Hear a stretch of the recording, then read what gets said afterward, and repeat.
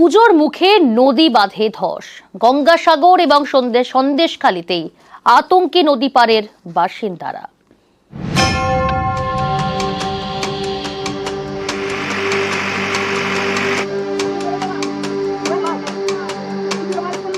গত কয়েকদিন ধরে দফায় দফায় বৃষ্টি, গঙ্গাসাগরে ফুঁসছে মুড়িগঙ্গা। এতেই বিপত্তি। রবিবার সকালে ধস নামে নদী বাঁধে।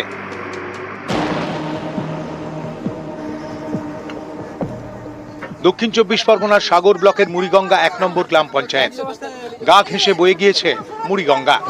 কয়েকদিনের বৃষ্টিতে দুর্বল হয়ে পড়ে নদী বাঁধ। বিপদ বাড়িয়েছে মুড়িগঙ্গার স্রোত। এদিন কসতলা এলাকায় প্রায় 200 মিটার নদী বাঁধে ধস নামে। প্রথমে ধস সারানোর কাজে হাত লাগান স্থানীয়রা।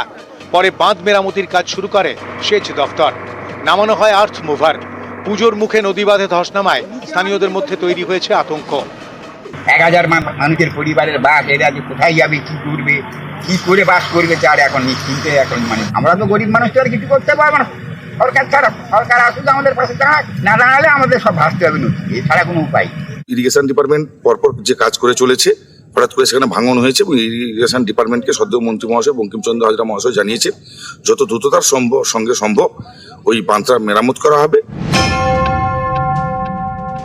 উত্তর 24 পরগনার সন্দেশখালী গ্রাম পঞ্চায়েত। রবিবার এখানকার ঘোলাপাড়ার ডাসা নদীর বাঁধে ধস নামে। স্থানীয়দের দাবি, বছর দুয়েক আগে এই এলাকায় বাঁধ সংস্কার করে সেচ দফতর। সেই বাঁধেই জায়গায় জায়গায় ধস নেমেছে। এতে আতঙ্কে নদী পাড়ের বাসিন্দারা। খুব আতঙ্কের মধ্যে আছি। যখন তখন আমাদের এই জায়গাটা ধস নেমে বসে যেতে পারে বা আমাদের বাড়িঘর দরগুলো নষ্ট হয়ে যেতে পারে। 2 বছর আগে দরমা দিয়েছিল, দরমাগুলো ভেঙে জল ঢোকার সম্ভাবনা আছে। আমরা চাইছি নদীর বাঁধটা ঠিক হোক।